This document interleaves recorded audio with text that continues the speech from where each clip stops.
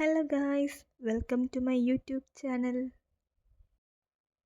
ഞാനൊരു government exam preparing aspirant ആണ്. ഞാൻ SSC, PSC, റെയിൽവേ എക്സാംസാണ് കൂടുതലും ഫോക്കസ് ചെയ്യുന്നത്.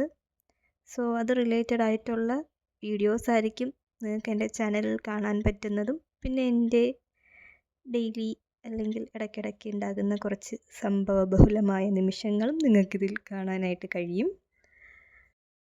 എൻ്റെ യൂട്യൂബ് ഷോർട്സ് കണ്ടവർക്ക് മനസ്സിലാകും, ഞാനൊരു 75 ഡേയ്സ് ചാലഞ്ച് സ്റ്റാർട്ട് ചെയ്തിട്ടുണ്ട്. സോ അതിൻ്റെ 1 വീക്ക് കഴിഞ്ഞിരിക്കുകയാണ്.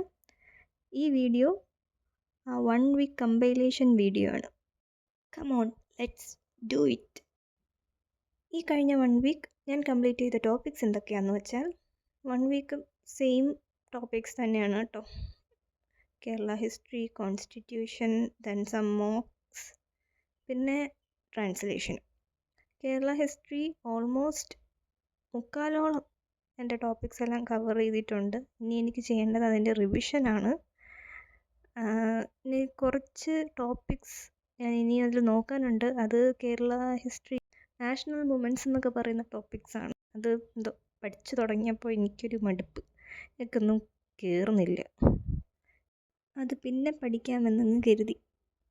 പിന്നെ കോൺസ്റ്റിറ്റ്യൂഷനിൽ ഞാൻ ഓൾമോസ്റ്റ് ടോപ്പിക്സൊക്കെ കവർ ചെയ്ത് നേരത്തെ കഴിഞ്ഞായിരുന്നു.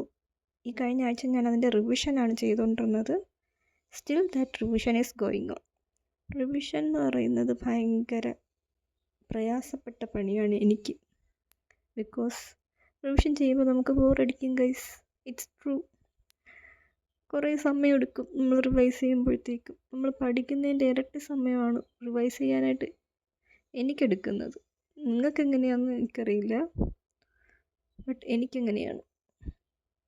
ഞാൻ എന്നെ തന്നെ നന്നായിട്ട് പുഷ് ചെയ്താലേ എനിക്ക് ആ ഒരു റിവിഷൻ ഫുള്ളി കംപ്ലീറ്റ് ചെയ്യാൻ പറ്റത്തുള്ളൂ. സോ കോൺസ്റ്റിറ്റ്യൂഷൻ്റെ റിവിഷൻ ഇപ്പോഴും നടന്നുകൊണ്ടിരിക്കുകയാണ്, തീരാറായി. അതിൽ ചെറിയ ചെറിയ ഇമ്പോർട്ടൻ്റ് ആയിട്ടുള്ള എപ്പോഴും മറന്നു പോകുന്ന ചില ടോപ്പിക്സും അമെൻമെൻറ്റ് പോലത്തെ സാധനങ്ങൾ, വർഷം, അതൊക്കെ മറന്നു പോവാറുണ്ട് ഞാൻ. അതൊക്കെ ഒന്നും കൂടെ ഒന്ന് റിവൈസ് ചെയ്യണം. കഴിഞ്ഞ ആഴ്ച അതിൻ്റെയൊക്കെ റിവിഷൻ തന്നെയായിരുന്നു, പിന്നെ ബേസിക് ആയിട്ടുള്ള കാര്യങ്ങൾ അതെല്ലാം. നിങ്ങൾ വിചാരിക്കും എന്താണ് ഈ ട്രാൻസ്ലേഷൻ എന്ന്. എനിക്ക് ഈ ഇടയ്ക്ക് IBയുടെ എക്സാം കഴിഞ്ഞായിരുന്നു. അതിൽ ട്രാൻസ്ലേഷൻ ഒരു ടോപ്പിക്കായിരുന്നു. സോ അതിന് വേണ്ടിയിട്ടാണ് ഞാൻ ട്രാൻസ്ലേഷൻ കൂടി എൻ്റെ ടു ഡു ലിസ്റ്റിലേക്ക് ആഡ് ചെയ്തത്. എക്സാം എങ്ങനെ ഉണ്ടായിരുന്നു എന്ന് ചോദിച്ചാൽ കുഴപ്പമില്ലായിരുന്നു. ഇനി റിസൾട്ട് വരുമ്പോൾ അറിയാം. ഞാൻ ഈ വീഡിയോസൊക്കെ കാണുന്നത് സൈലം PSC ഡിഗ്രി ലെവൽ കോഴ്സിലാണ് കേട്ടോ. ഞാനത് പെയ്ഡ് കോഴ്സ് ഞാൻ എടുത്തിട്ടുണ്ട്. സോ അതിലാണ് കാണുന്നത്. അതിൻ്റെ ക്ലാസ്സസിനെ പറ്റി പറയുകയാണെങ്കിൽ നല്ല ക്ലാസ്സാണ്, നല്ല എഫക്റ്റീവായിട്ടുള്ള ക്ലാസ്സാണ്.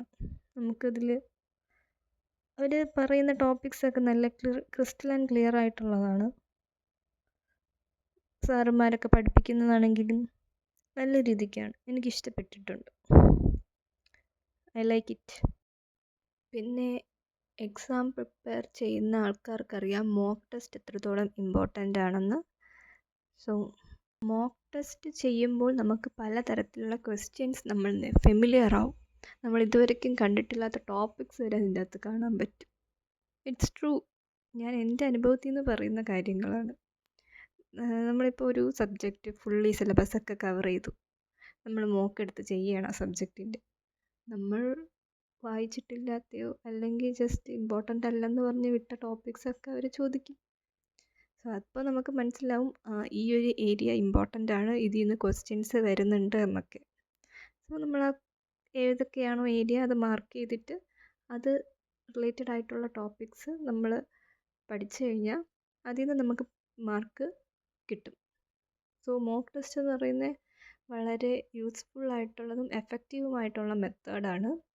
സോ ബിഗിനേഴ്സ് ആണെങ്കിൽ നിങ്ങൾ ആദ്യം സിലബസ് കുറച്ചൊക്കെ മനസ്സിലാക്കി പഠിച്ചതിന് ശേഷം വീക്ക്ലി ഒരു മോക്ക് ചെയ്യാൻ തുടങ്ങുക.